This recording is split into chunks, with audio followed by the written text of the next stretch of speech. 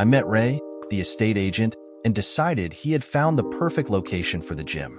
I told him to go ahead with the lease and phoned David on my return to the office to let him get moving on it.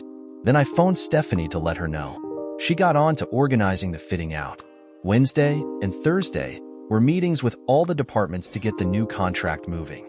Then Friday hove into view. I met Mila at her offices and we took a taxi to the police headquarters.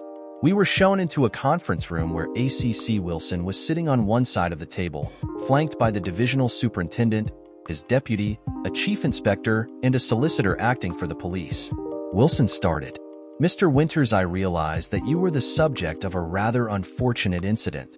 I'm sure you understand that even a well-run force like ours can be let down by the hasty actions of an officer under stress.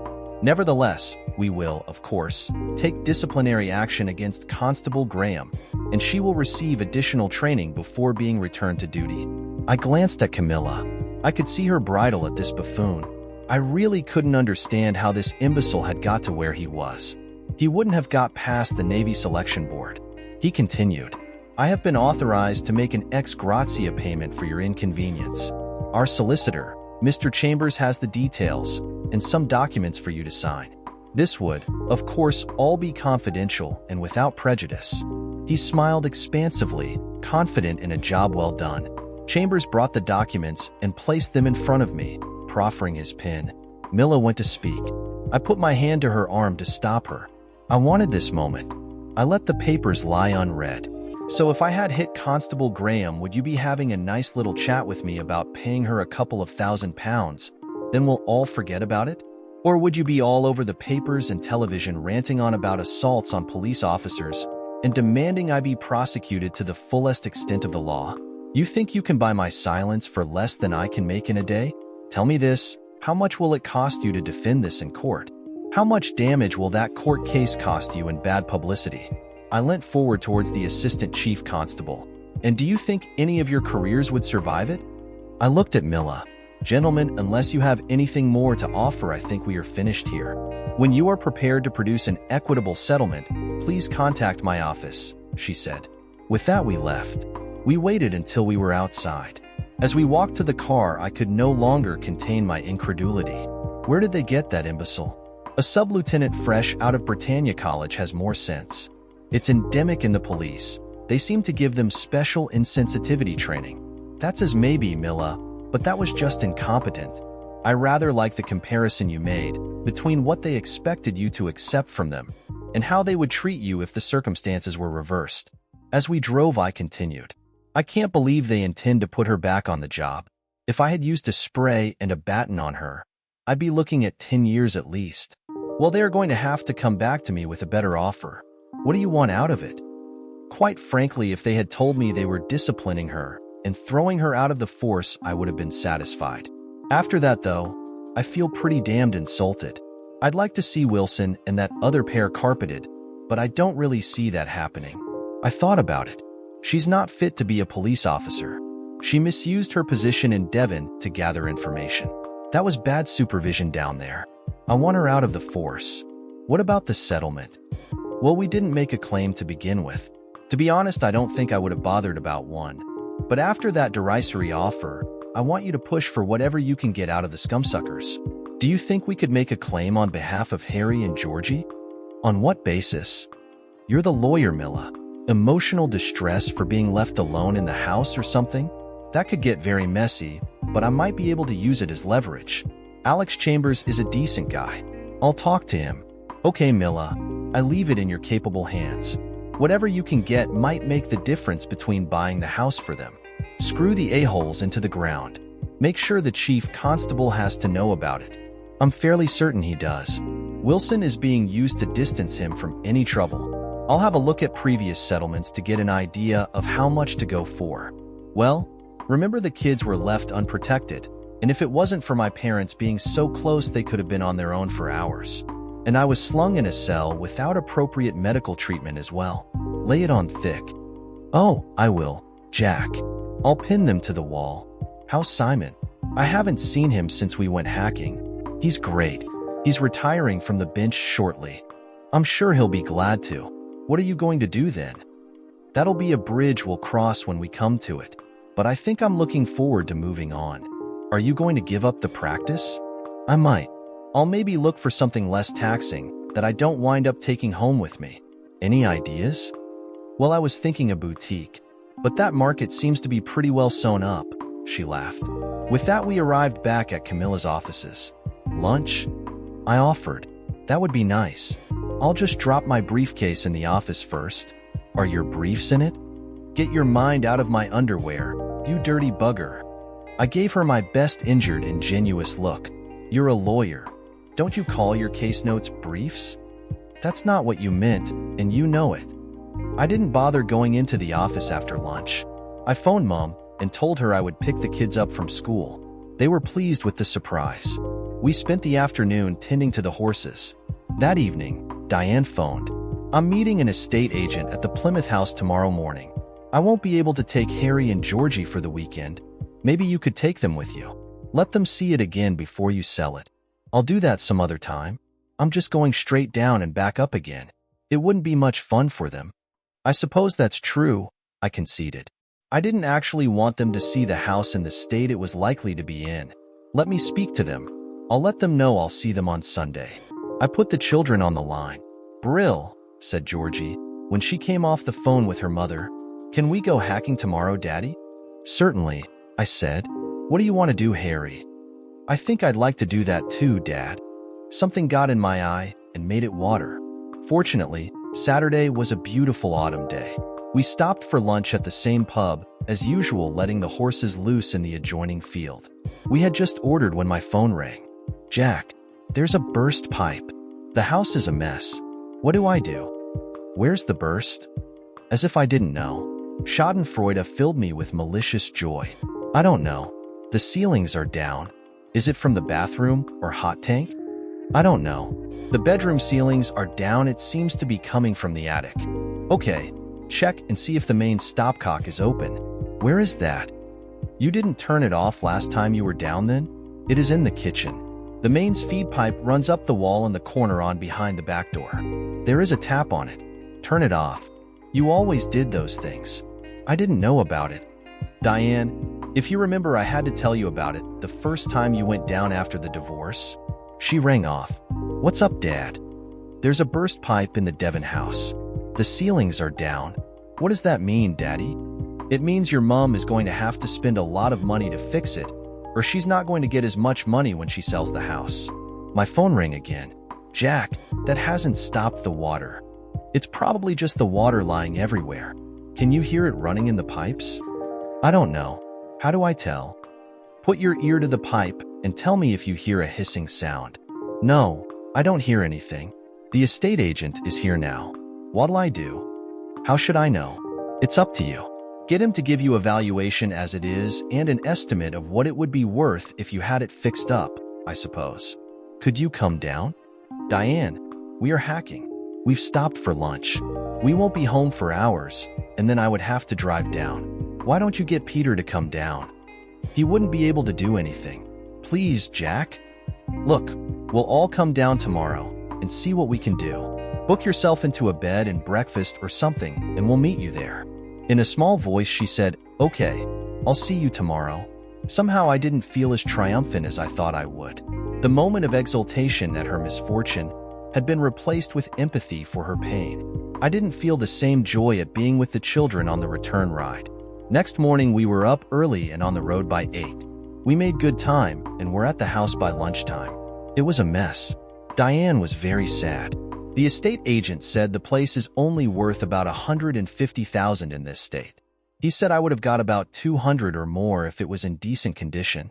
Well, check with your insurers on Monday. They can get it repaired, and you'll probably get more than that with it freshly painted. What am I going to do, Jack? I need the money to buy Lavinia out. $150,000 would probably be enough for her share and portion of the stock, but I need the money quickly. Who knows how long the insurers will take to put it to rights? Let me have a look around.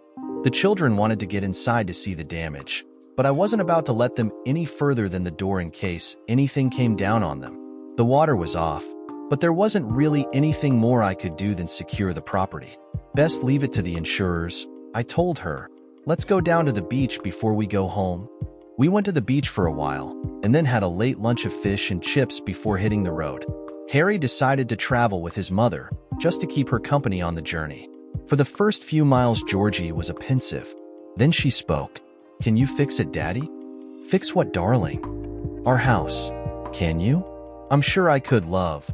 But it's your mummy's house now, and she wants to sell it. But you could buy it, Daddy, and fix it for us. I like my holidays in our house. Please, Daddy?" "Houses cost a lot of money, Georgie. I don't know if I have enough.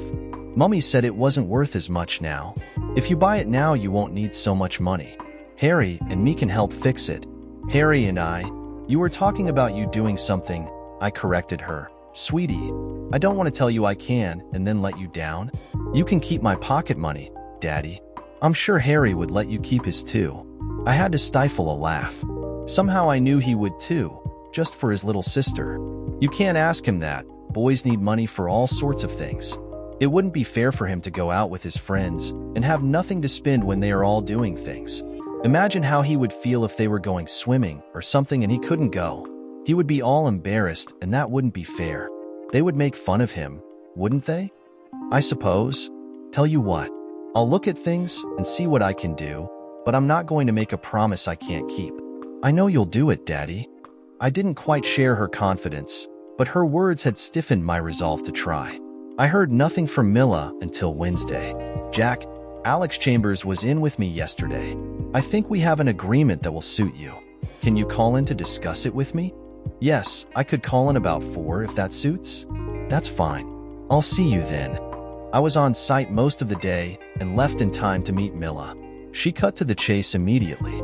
"Alex basically asked me what we wanted to make this all go away." He didn't put it in exactly those words, though. He was skirting around hoping we weren't going to press for a prosecution. So I asked what he was offering as a settlement. His first offer was $20,000. So I laughed at him and told him that the way they had dragged it out, that wouldn't cover my fees this far. "Christ, I knew you were at the top of the tree, but I'll be hard pushed to cover much more, Mila. Don't be silly. They'll end up paying my fees and David's for that matter." "David's?" "Yes, he was your brief when you were arrested in the first place. I'll make sure they are covered as well." "Okay, so what's this agreement you have thrashed out?" "Graham will be discharged from the force. She'll forfeit all gratuities and pension rights. If she doesn't accept that, she'll be prosecuted. Hang on. She has a track record of trying to get even with me for her father. That's going to give her more reason to hate me. Jack, if she tries anything, this will all come out and she'll go to jail. She will not want that, believe me." "Fair enough. I just want to be able to get on with my life. It's been on hold for long enough. Get the papers drawn up and I'll sign them. Don't you want to know the settlement figure?" "I'm sure you'll have done the best deal possible. I didn't go into this for the money." Mila looked a little crestfallen. Okay, of course I want to know. I just don't want to appear mercenary about it." $125,000. "What? You heard. How the hell did you manage that? That's about 10 times what I thought." When I mentioned I was also acting for Harry and Georgie after them being left on their own, he caved in. "Basically what I've done is forfeited all other claims, including pursuing Graham for damages. That's why she's going to have to forfeit her gratuities and pension rights. You aren't the only one who wants to get on with their life. Everyone at her station knows how she set up the young probationer who came out with her. I'm pretty sure it'll be round the whole force by now. No one will want to work with her." "That's true. It was the same in the Navy. Anyway, those rights are going to offset the settlement. As I say, the whole thing goes away. And your fees and David's? They pay them. If this had gone to court, you can guarantee they wouldn't see change out of $500,000. Shit. Look, they'd be paying for at least 2 barristers, theirs and ours. I'm sure Graham would retain someone as well, and as her employer they could be stuck with that bill. All we would have to do is retain 2 more for Harry and Georgie, and they'd be totally screwed. Alex knows that. This is a good deal for them. Don't forget, we could also go after the Devon force. I'm sure we could prove they broke the Data Protection Act and haul them into it too. And that would be megabucks paying for computer experts, never mind having to give them access to the police system. You put that to Alex Chambers, didn't you?" "Oh yes," she grinned. "When I said 125 thou, I think he'd have written the check there and then, but he had to put it to the ACC first. Alex knows they haven't a leg to stand on. We have a meeting with the police again on Friday. I've made it for 2 o'clock. Can you make it? Damn sure I'll make it. Diane wants to sell the house in Devon. The kids are really cut up about her selling off their childhood. They feel she is cutting them out of her life even more. That money might just allow me to buy it back. You loved that place, didn't you? True. There was something more special about the time I spent down there when the children were younger. It was a little idle, an oasis. How is the gym going? On target to open on January the 1st. How is the hunt for staff going? Fine. The franchisors have interviewed for coaching staff, but it is up to me to organize the administration and ancillary staff. Can you get time off to interview for them? No. I've retained a recruitment agency, although I have final say on the management positions. It gives me a bit of protection from the sex discrimination legislation. Why do you need that? It's a women-only gym? I don't want male staff. Good point. The courts have started interpreting it in favor of men now, too. I'll hold evening interviews for the senior positions, but they'll be pre-selected by the agency. Actually, there are only the manager's positions to fill. How are you making sure you have enough staff to cover all the shifts? The franchisors have a rota worked out. We'll use a combination of full-time staff, job sharing, and part-time working. Quite the modern employer, aren't we? What prompted you to go into the ladies-only gym business, as if I couldn't guess? I smiled, knowingly. I remember you very well when we were children, Jack. No one ever got one over you. She put her hand on my forearm. Or your friends. Tears glistered her eyes, unshed. I leant in and gently kissed her. She returned the compliment with an embrace that turned me to stone. Well, one bit of me, anyway. I held her close. Sometimes, Jack, I wish. I placed my fingertip to her lips. Sure, it would never have worked between us. You know that. It could. I could make it work, Jack. No, Milla, it would not be fair to either of us. We would lose each other forever. Oh, Jack, you always knew what was right for us. I love you so. I know. I love you too. I gave her my handkerchief. Yes, I still carry one. Knowing Milla as I do, I recognize there was more to this than meets the eye. Would you like to come home with me for supper with us? I would like that very much. Preparing supper gave Milla and me a chance to sort out details of the settlement, like when I would get the money. We also discussed the possible, or as it may now be, probable purchase of the house in Devon. What exactly happened, Jack? A burst pipe. It must have happened during the cold snap. I didn't think it got that cold in Devon. Milla looked at me with the same look she gave me in the office when she asked why I purchased the gym franchise. Heaven's sake, Milla. Not everything is my doing. Anyway, the usual method is arson. It's a damn sight easier, and it could easily be explained away as vagrants or hooligans. I'm not entirely sure she was convinced, but then, she probably knew more about me than anyone else, with the possible exception of David. You should be able to afford it with comfort, now though. Kinda convenient, don't you think? Look, I know you are a lawyer with a particularly jaundiced view of men, but if she gets her insurers to reinstate it, the price probably be further out of reach. Maybe not now. Stop trying to wind me up. I'll get Harry and Georgie. After supper, the children went to their rooms, and Milla and I settled down in front of the moving wallpaper. Okay, Milla, speak up. Simon and I are getting divorced. And it has hit you harder than you expected. Milla looked at me. How did you know? Your gaiety is a bit forced, and you were looking despondently at Harry and Georgie. Look, you can't live with together as long as you and Simon have without getting attached to one another. What are you both going to do? I told you Simon is retiring, didn't I? Yeah. Well, he's talking about moving to the south of France. What about the house? I'm buying his share. We bought it to take advantage of the rising market. We shared all the expenses, but kept everything else separate.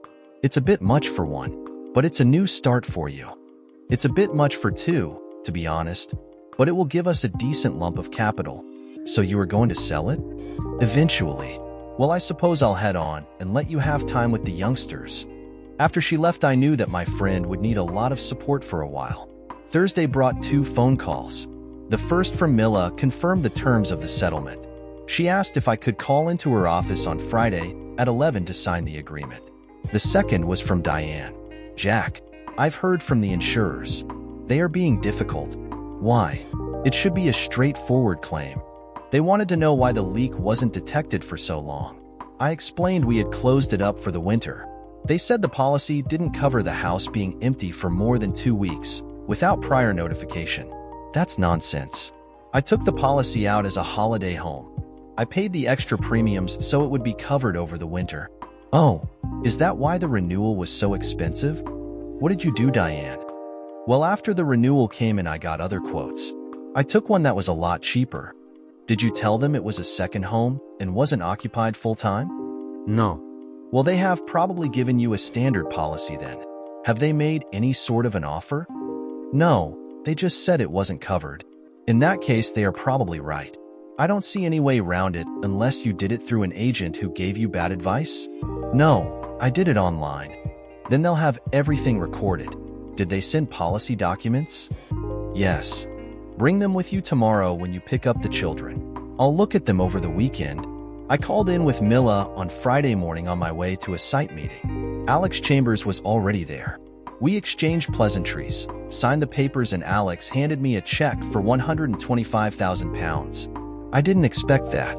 I thought you would have to get the police to transfer it to you, then you to Mila before it got to me. Normally, yes. In this case, Mila gave me enough ammunition to scare the shit out of them. I told them to give me a check to finalize the whole thing. Wilson tried to bluster, but the chief overruled him. I haven't a clue how he got where he did. Anyway, it was the least I could do for a fellow former serviceman. I was in the army. He offered his hand. We shook, and he left. Told you he was a decent guy. Do you know what he was in? Paratroops. He was invalid out after a jump went wrong. That explains it. Diane dropped off the policy when she collected the kids. I had an early tea time with David the next morning, so I left them for later. David arrived bright and early. I loaded the bag into his boot, and we set off. So, you're off to the south of France then? Maybe. Depends on selling my share of the firm. I take it Harry, Georgie, and I can still visit? What about explaining it to them? Georgie has known for the past 18 months. She saw the pair of you being a little over-friendly at one of the summer barbecues. She told Harry, and he gave her the big brother explanation. He told me, and I made sure they understood. You can hide nothing from children. I would never have guessed. You will always be Uncle David. You have two unusually well-balanced and tolerant young people there. I didn't get a chance to check the policy until Sunday lunchtime. It was as I thought. She had bought an ordinary house policy. Well, unfortunately, it is a standard policy, Diane. They are absolutely right. Unless you inform them that the house will be unoccupied, they won't cover it. Oh no. I can't afford repairs, and I need to let Lavinia know if I'm going to take up the option. Aisha has her share organized. You said you might be interested in buying it? Diane, I've just had a lot of expenses recently, remember? I don't have quite as much capital as I had. I told you it would depend entirely on the price. The estate agent said about $160,000 as it sits, but if I could sell it quickly to you, I'd take $155,000. When would you need to know? End of the month? I'll let you know. It was hard not to gloat, although I will admit, it was tinged with a little guilt. That passed as soon as I saw the children. Well, how was your weekend? I wasn't really all that interested in what they did with their mother and Peter, but I was interested in them. I wanted to make sure nothing was upsetting them. Peter and Mum don't seem too happy at the moment. Harry, what goes on between you Mum and Peter is no business of mine. Just thought you'd be interested. Peter thinks a new gym is opening up soon. Mum is all wrapped up in trying to buy out the boutique and doesn't have any time for him. So you didn't see much of him? Actually, he was with us all day Saturday. Mum went down to Plymouth and didn't get back till after tea. He took us swimming in the morning and the museum in the afternoon. He was good fun, till Mum got back. Harry smiled insightfully and headed off to his room. So, all is not sunshine and roses for the lovebirds. Oh, how my heart ached for them. Not. So, one door had closed. I needed a period of reassessment. I no longer had the threat of a prosecution hanging over me. That actually came as a surprise. Up until that moment, it hadn't occurred to me that I could have been taken to court. That rocked me for a moment, but it was over. I needed to take stock. The first thing I realized was that I was still simply responding to events. I had been so busy juggling everything that I had just gone with the flow. There were some things I needed to take in hand, and one I had to stop taking in hand. As they say, when one door closes, another opens. Closing that door allowed me to open one. I was now in the position to buy the house off Diane. She wanted $155,000, so I thought I would give her what she asked. It would close the deal quickly, but more importantly give her the money she needed to buy the share of the boutique. That would keep her busy and out of my hair. From what Harry was suggesting, that would also put a little more pressure on the relationship between her and Peter. Thinking of Diane and relationships made me think of the children. We still had social services hanging over us. Zoe might have wound down the inspections, but the whole idea still rankled with me. I would have to speak to Mila about that one too. Next was the gym. I needed to check with the agency about the management positions. I wanted them filled as soon as possible. In particular, I wanted at least one filled, so I could get on with advertising, processing memberships, and general administration. That should introduce a little more stress into Paradise. My job was also on the agenda. Whilst I hadn't dropped anything, I hadn't been giving 100%. What with so many office calls with Camilla and the police, I had made as many as possible while I was on site calls and late afternoons. But not all. No one was rattling my cage, mainly because I had put the hours in on the preparation and had my crew well on side. I had to be seen clock punching. Finally, I had been so busy with all the above and my domestic duties, my social life had been severely curtailed. Golf did not count. It was time I got on the circuit. Monday was very busy. 2 projects had moved into the installation phase, and I had to brief the team on all the systems testing to be done. Additionally, a subcontractor ripped up a geothermal installation on a private residential project we had running. Since it was intended to be a showpiece for expansion into that market, I was called to a site meeting after lunch. As usual, every man and his dog turned up. While everyone was getting their 2-pin off in, I took the manufacturer's rep to the side. Tell me about it? Clear back about 6 feet either side of the damage and joint a new pipe. Is it a big job? About 2 minutes per joint. You'll spend more time clearing the top covering, simply because you don't want to damage more pipe. Take the top off with a digger and then the last bit by hand. We designed it with this in mind. When can you get a jointer onto it? If you have everything cleared back this afternoon, I'll have him here at 8 in the morning. Then as long as it takes you to backfill, I should be reinstated by lunchtime. It's really not a big deal. Okay, I'll get the foreman onto it, which I did. We returned to the group, and the Ivan, project manager, buttonholed me. Right, Jack, this falls into your purview. How do we get round it, and how long is it going to set us back? I've spoken to Bill, the manufacturer's engineer. We clear back. He'll have a jointer here tomorrow morning, and we should have it backfilled by lunchtime. Ivan looked at Bill. Jack has his boys on it now. This part of the system is really no different from a mains water supply. Ivan looked nonplussed. Right? Excellent. Well, thanks everyone for attending. I think we've resolved everything. Bill and I headed back to the cars. That can be put in pretty much anywhere, can't it? I asked. Yes, if you have enough ground to extract heat from. The only technical bit is the heat transfer. It's a piece of piss, really. I might just be contacting you about a couple of installations. For yourself? Yes. The price will be right, especially if we can use it in promo literature. But of course, there was no way I would get back to the office before 5, so I phoned my PA and let her know everything was sorted and I would see her in the morning. Then I called in with Mila. I hope I'm not interrupting? Not at all. What can I do for you? A couple of things. Once the money comes through from the police, I'm going to buy the house from Diane. I'll phone her tonight to agree the price. Can you get the conveyancing sorted out? No problem. I would imagine she'll use Alan. What else? Can we get the social services off my back? That shouldn't be too much of a problem. Now the police have dropped the charges. It would help if they charged Diane with false reporting. But I doubt you want to put in a complaint? No, I just want the whole thing over and done with. I'll get hold of Sam Willis, the inspector, and see what is happening. It might take a day or two depending on his shifts. Fine. It's about time I kick-started the rest of my life, so how about a night on the town? Sounds good to me. How about David? Of course. The more the merrier. I hope you are not reverting to your youth.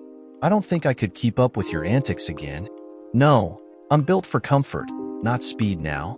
Right, just let me know where and when. I went home, made supper, got schoolwork done, settled the horses and the kids to bed, before phoning Diane. Hello, Diane. It's Jack. Are the children okay? She asked anxiously. That makes a change, I thought.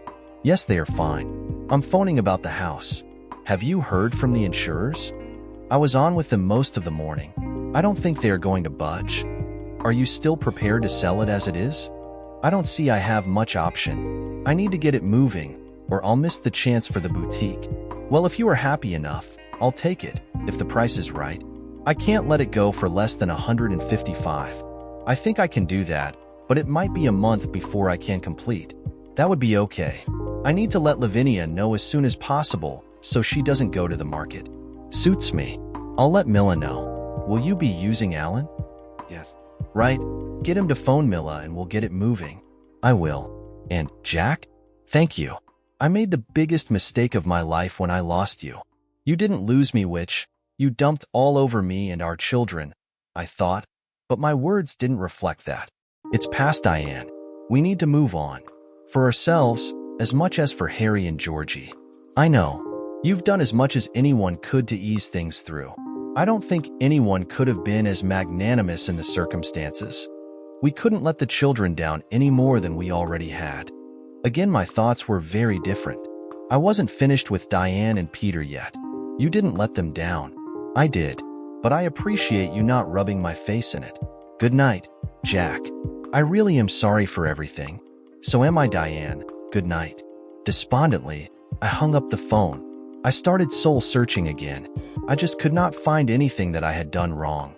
I could only think that Diane was not who I thought she was. I was forced to ask if she had ever loved me, or was I just a means to an end for her? More and more I was forced to think she was one hell of an actress. And that hurt more than anything. I tidied up before retiring. That night was possibly the worst night's sleep I'd ever had. It was Thursday before I heard from Mila. Jack, I've heard from Alex and from Alan. The money from the settlement will be in my account tomorrow week. If you could deposit the difference with me to clear by then, we can close the house purchase the same day. No problem. Give me the account details and I get it transferred. She did so. Next thing, I spoke the police. Sam Willis has spoken to Zoe Aristides and told her there is no case for you to answer. He is sending her the paperwork. As soon as she gets it, they will close your file. Sam is dealing with it himself and will deliver it by hand tomorrow. You should hear from social services eventually. Heaven knows when that will be. I think it will be sooner rather than later. Zoe wants it off her plate as soon as possible. Good. So how about next Friday for our night on the town? Sounds good. I'll let David know. Is it okay if Simon is there? Of course it is, as long as you can handle it. I'm a big girl, Jack. We've been together for a long time. We were comfortable together. It's hard to close a chapter of your life and face the unknown. You have lots of friends to support you, Millie. I'm always here. Oh, Jack, I'm sorry. That was thoughtless of me. No, you were there for me. I'll always be here for you too. I know. I love you for that. Right, before we both get maudlin, I'd better get back to work. Me too. Let me know where we are going. I will. Bye. No sooner was I off the phone than the recruiting agency phoned to ask if I could call with them on Saturday to interview prospective candidates. Since I wanted Tap moving too, I naturally said yes. I was to be there at 9:30. Harry and Georgie were spending the weekend with me, so I arranged for my mom to sit with them. I turned up at the offices of the agency at 9:30, and the recruiter discussed the candidates with me and the sorts of questions I was allowed to ask. Employment legislation prevented me asking about things like the possibility of pregnancy, as this could be construed as discrimination. I was left with a script of questions on qualifications that were already answered in their applications, and a couple to allow them to tell me why they thought they were suitable for the job. I was not allowed to ask supplementals to anything that fell out from that, and I had to ask all candidates the same questions. There was no way to get to know any personal details to see how they would fit in with other people. No wonder business was having trouble getting the right people. It occurred to me that I should have had a chat with our HR people beforehand. I was given the applications to read through before the candidates were shown in, and two stood out immediately: Jenny Henshaw and Zoe Aristides. Henshaw is not that common a surname, and there couldn't be two Zoe Aristides in town. That might just make those interviews a little difficult. I had 4 people to interview before I got to Zoe. When she walked through the door, she was rather surprised to find me as the interviewer. I had discovered from her application that she had a degree in social science, but with credits in business administration. I went through the script and her answers were pretty much the same as the previous applicants until I got to the last 2 questions. Why do you think you will be suited to this job? I have an extensive knowledge of management systems and personnel management in difficult situations. Additionally, I have wide experience of dealing with the public face-to-face. I will be able to create rotas to ensure coverage throughout your opening hours and deal with staff and clients in a professional and diplomatic manner. Have you any additional information you would like to give me in support of your application? Well, as you know, I am currently working for social services. I am looking for a new opportunity with potential to develop. I think this venture could be the first of a chain of women's gyms in the area, and I would like the chance to be in at the start of the project. And I want to get out from below the dead hand of local government. Well, thank you for coming today, Ms. Aristides. I'm sure we'll be in touch. The next interviewee was Jenny Henshaw. Her CV revealed a number of jobs in general management posts around various places that just happened to coincide with naval bases. Although she did not have a degree, she had various certificates and diplomas in computer skills and business studies. They also seemed to be from colleges in the same places. I theorized that she had taken them to fill her time while Jimmy was at sea. I also noted that she had 3 children, all at secondary school. The interview was pretty much a carbon copy of the preceding one, again until the last 2 questions. Why do you think you will be suited to this job? I am able to provide flexibility in working hours both in the evenings and weekends. I have a lot of experience of dealing with the public, and I am familiar with a number of computer applications. Have you any additional information you would like to give me in support of your application? I will not be adding to my family. She looked directly at me as she said it. I had one more interview after that, and then I discussed the applicants with the recruiter from the agency. We concluded that of the 7, only 3 really came up to the mark. They were Zoe, Jenny, and a woman called Sandra Fitzpatrick. That left me 1 person short, but I thought with the 3 I could get the systems up and running and continue the search for a 4th person. We agreed that the job offers would go out on Monday. I phoned Jimmy Henshaw. Jimmy, Jack Winters. Is your wife called Jenny by any chance? Yes, boss. Are you by any chance the Mr. Winters interviewing for staff for a new gym? Yes, I am. Is she there? No, she's away to collect the eldest from rugby. Well, you can tell her she's got the job if she wants it. Thank you very much. She's going to wonder how I know. I suppose I'll have to tell her who Mr. Winters is. I don't think she made the association. She only met you once, I think, after my accident, and you looked like shit. Thanks for that. Look, I've decided to get out on the scene. Now I'm officially single. I'm meeting a few friends in the White Hart in town next Friday. There's a band and a small dance floor. It might be a chance for me to get to know my new staff. Fancy coming? Thanks, I would. We haven't got out much lately, and that is my free weekend. Would Sam Willis be interested? I suggested we might meet in a more amenable situation. I'm sure he would. He's a pretty good guy. You'd like him. I'll ask him. I take it it's okay if he brings his wife? Naturally. See you then. Dead on, Jack. See you then. All 3 job offers were accepted. I thought since Jenny was going to be there on Friday night, it might be an idea to invite Zoe and Sandra and their partners. Diane picked up the children for the weekend, and I called a taxi. Naturally, I was first there, a penalty of military training, since the next to arrive was Sandra and her husband, Quan. I reverted to my best cocktail party mode, quickly discovering Quan was Hong Kong Chinese. Since I had been there on a deep-sea cruise, I had something I was able to talk to him about. Jimmy arrived next with Jenny and Sam and his wife, Bryony. Since Jimmy had been crew on the same trip, he was able to talk to Quan while I got to know the ladies. Gradually, everyone arrived, including a number of old friends who had been invited by David and Mila. We filled quite a bit of the bar, but there were plenty of others there too. Most of the clientele were in their very late 20s to mid-40s, and there were quite a few groups of women. The band played a few sets, and I danced with most of the women in our group. The drink flowed, and we were all having a good time when the lead singer announced an open mic for anyone who fancied singing. There was the usual couple of drunks giving off-key renditions of Hound Dog or My Way. Then Jimmy started agitating for me to take a turn. Mila, David, Simon, and one or two of my old friends started nagging me into it too. The band spotted it, and I was pinged. I had little choice. I picked up a guitar, and if they could play my party piece, and asked if they could play my party piece. I've been everywhere. I saw the look exchanged between the band members.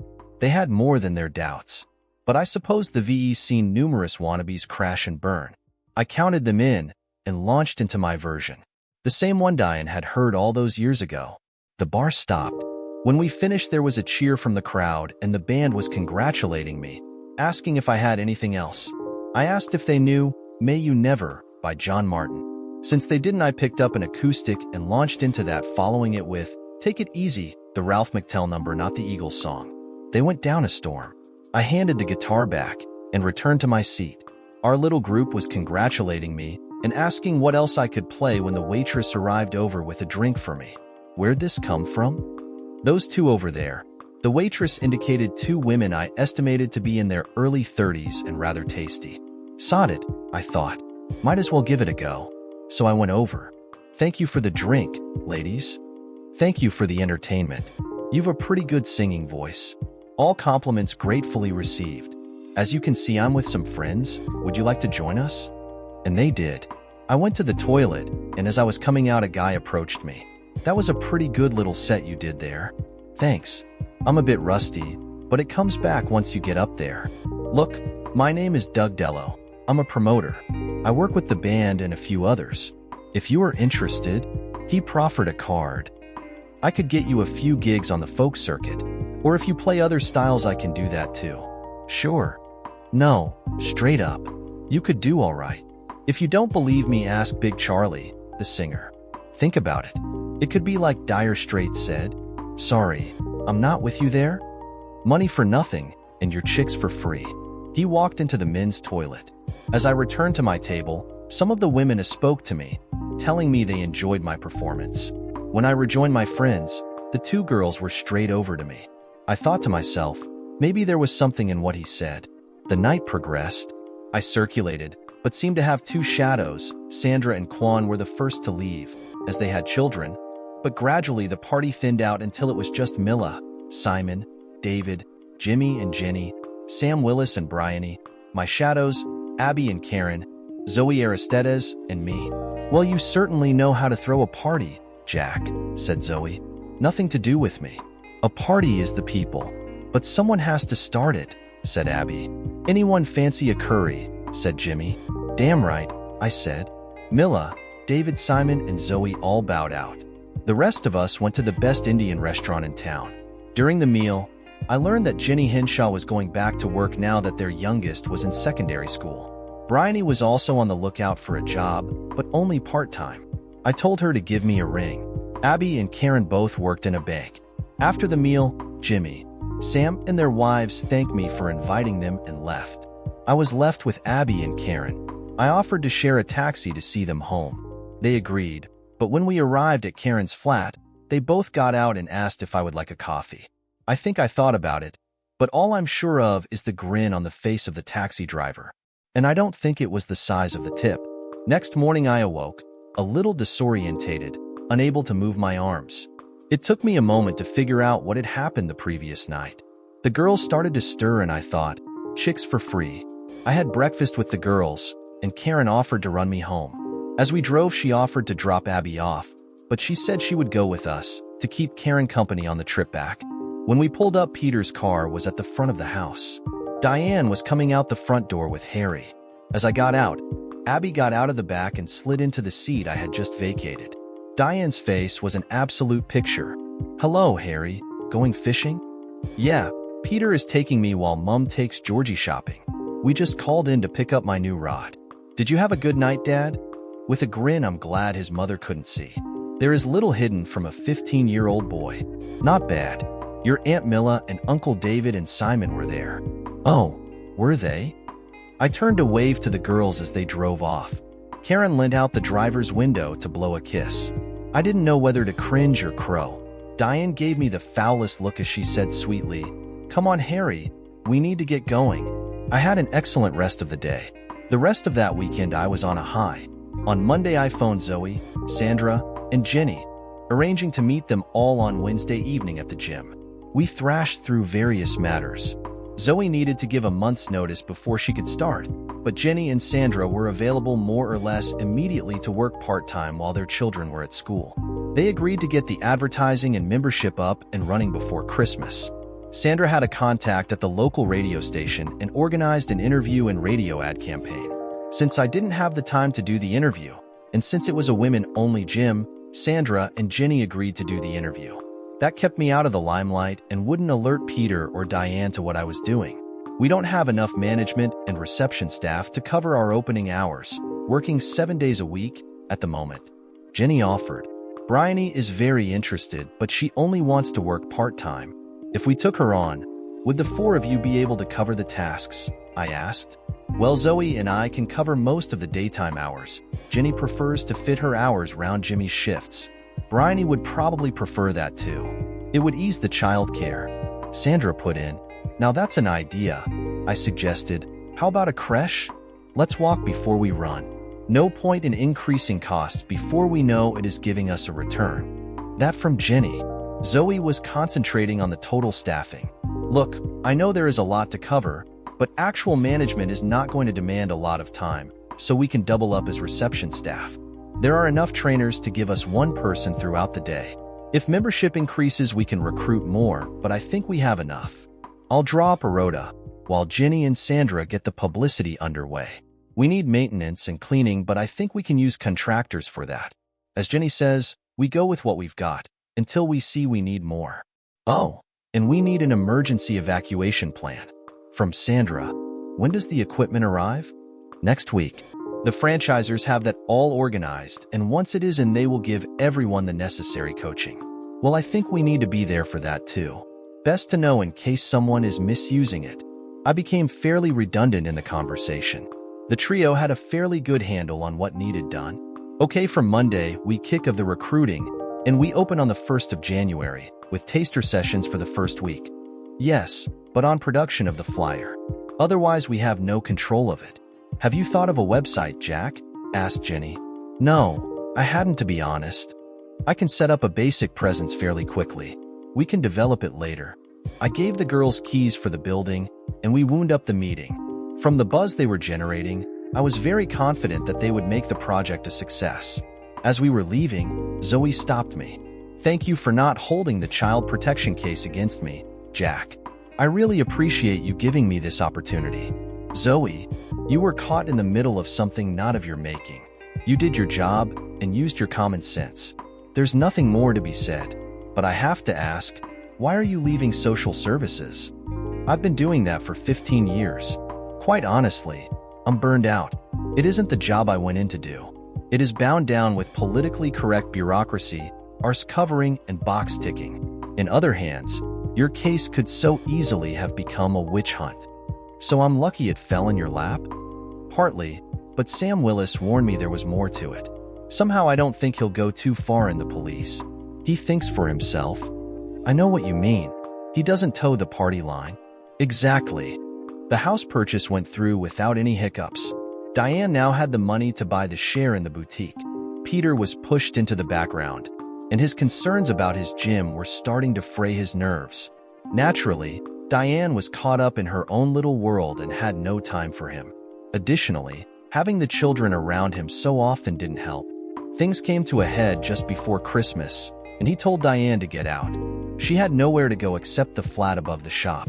It had been used for storing stock. Now she had to get it habitable. There was only one bedroom, so she couldn't take the children at weekends.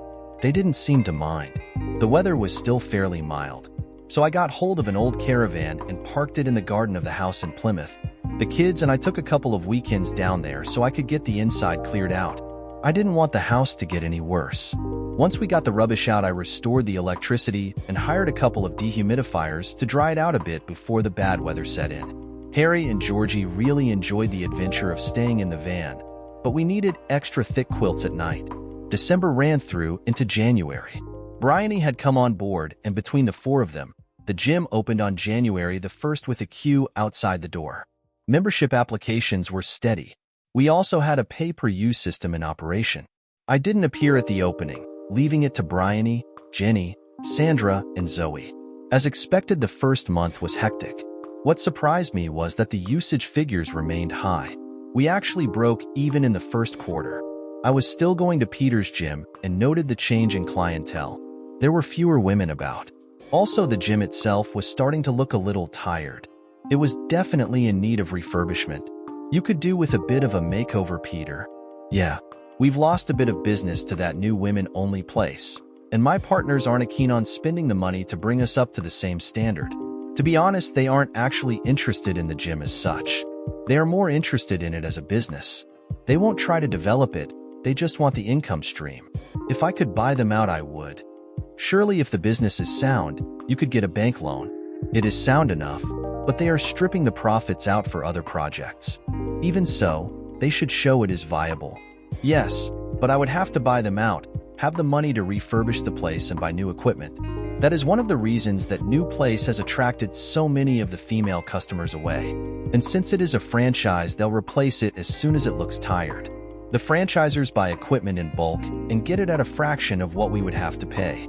It wasn't just the gym that looked tired. The pressure was taking its toll on Peter as well. It wasn't just the exercise that left me with a spring in my step that day. My plans for my social life had taken a bit of a hit since the Harry and Georgie were at home a bit more. But I had been thinking about the night in the White Hart. I had checked out the Yellow Pages, and DD Music Promotions was a bona fide company. So to fill the dark evenings, I had started practicing again on the piano and guitar. Harry and Georgie joined me. I had taught them a bit when they were younger.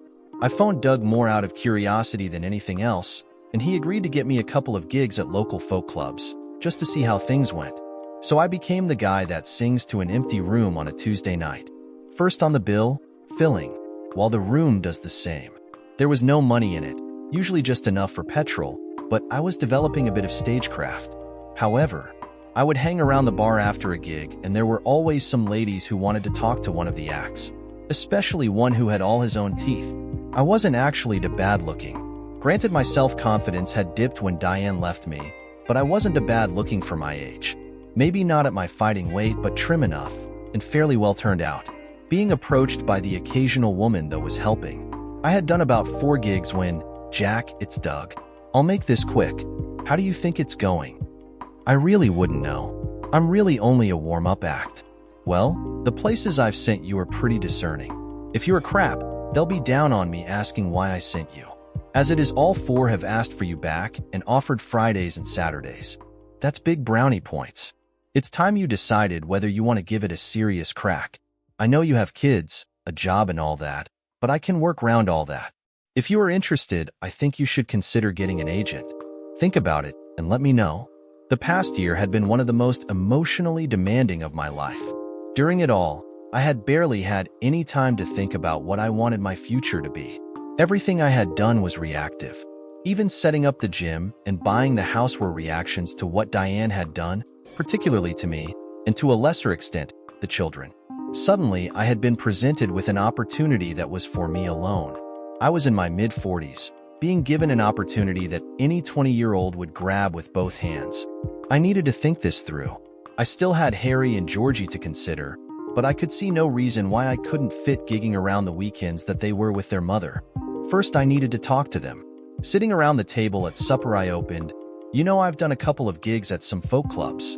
"Yeah, Dad, maybe you should try some real music. You might get somewhere." Harry had a very broad musical taste. There is a market out there for it. In fact, the guy that booked me has suggested I get an agent because he thinks I can get better gigs. "That's fantastic, Daddy. You've got to go for it," Georgie enthused. "Hold your horses, young lady. There's something more important I have to consider. You pair. I'm not about to do something that means I have less time to spend with you. Dad, first off, it isn't as if you were going professional. You don't have to gig every weekend. You can pick and choose which ones you do, can't you? I don't know, son. I haven't checked it out. You are the first to know about it. I wanted to talk to you both first. Couldn't you do it on the weekends when we are with Mummy? Asked Georgie. There's a lot of things to think about. There's you, but there's also the horses. Your granny and granda can't do it all for us all the time. Okay, Dad, but it all depends on when the gigs are and all that. I can stay with Granny for one night, and Mum can pick me up from there. Anyway, there isn't much space in her new flat, and I'm sure Auntie Milla would help. We can't ask your Aunt Milla to do that. She has her own life to live. The conversation went on for a while. Basically, the children wanted me to go for it. Anyway, Dad, the other thing I was going to say is, maybe I can play with you someday. And me, said Georgie. That clinched it. If they wanted to be round me playing music, it might just be the example that would give Harry an alternative to the services, which, at the moment, seemed to be his aim. My next port of call was David. This was right up his street.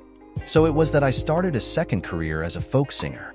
Monday to Friday, I was an engineer. The girls ran the gym. I signed the checks. At weekends, I was trailing around folk clubs, meeting other musicians, and a lot of ladies.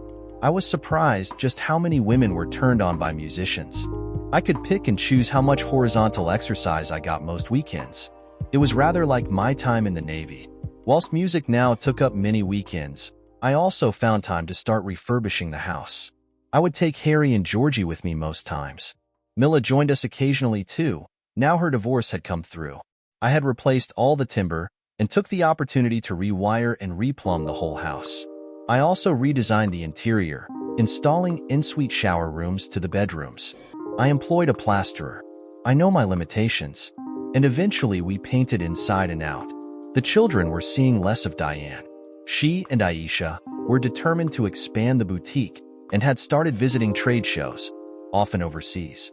Diane, in particular, made a point of attending functions to be seen with the right people. She also used those people as advertisements for the boutique. She became consumed by that above all else, getting caught up in the whole glamour lifestyle. She also seemed to get bitten by the size 0 bug and started to lose too much weight, to the extent that she was becoming ill-tempered with the children. Unfortunately, that was the least of my concerns. Her weight fixation was starting to affect Georgie. I mentioned this in passing to Milla. I think you should have a word with Diane about that, Jack. I've tried, Milla. It's like talking to a brick wall. She seems completely unreasonable. It's like she doesn't want to hear a word I'm saying. You have to get through to her somehow.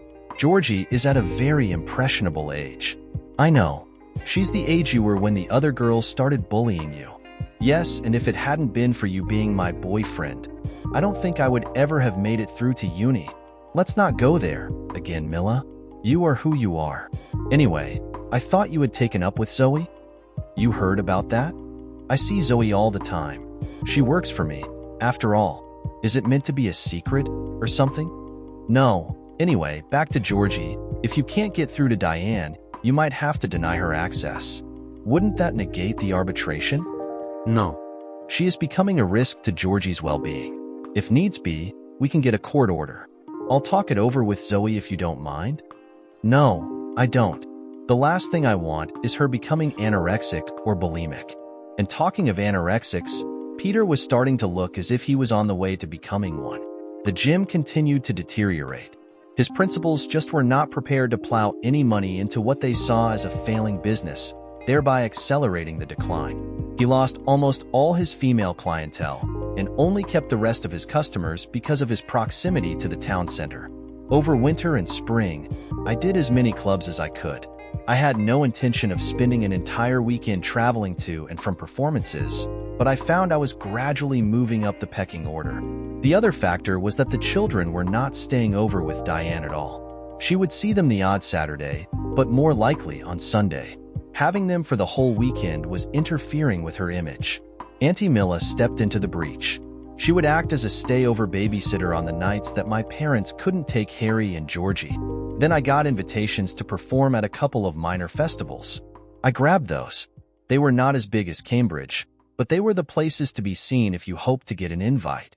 Naturally, Harry and Georgie came along, as did my fan club from the gym and the legal and law enforcing communities.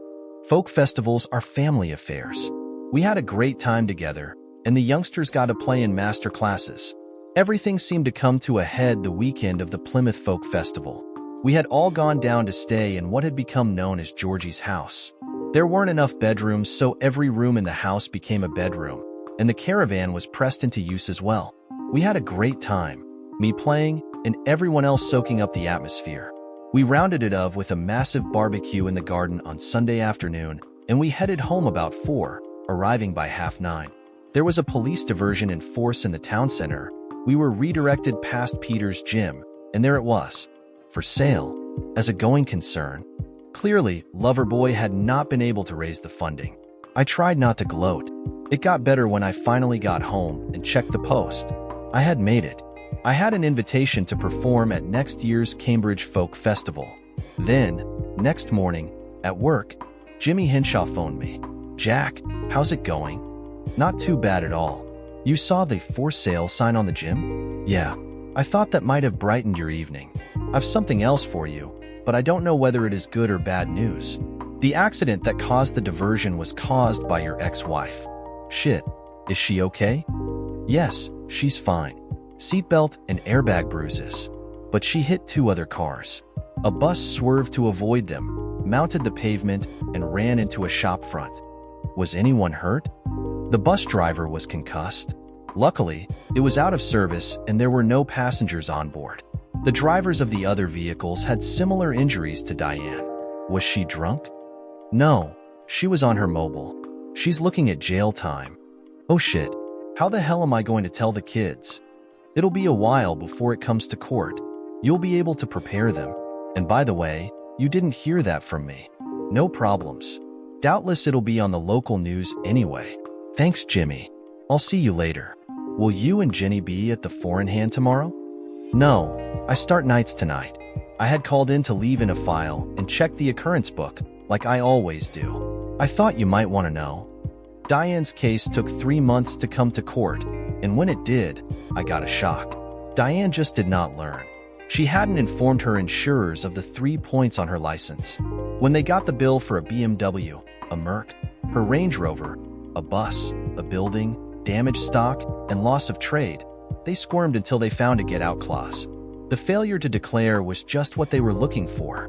It meant that all claims were forwarded to the Motor Insurers Bureau, who pay out to victims of untraced hit-and-runs, underinsured or uninsured drivers. They also try to recover those payments. Not only did Diane get 12 months, but she was forced to put her share of the boutique up for sale. I told Mila. So, that was it. The sound of a cell door closing behind my ex-wife was the sound of the door closing on the story of Jack and Diane. I wondered what lay behind the opening door. One thing I do know, women like musicians a lot. Dear listeners, please share your thoughts in the comments section below, and don't forget to like, share, and subscribe.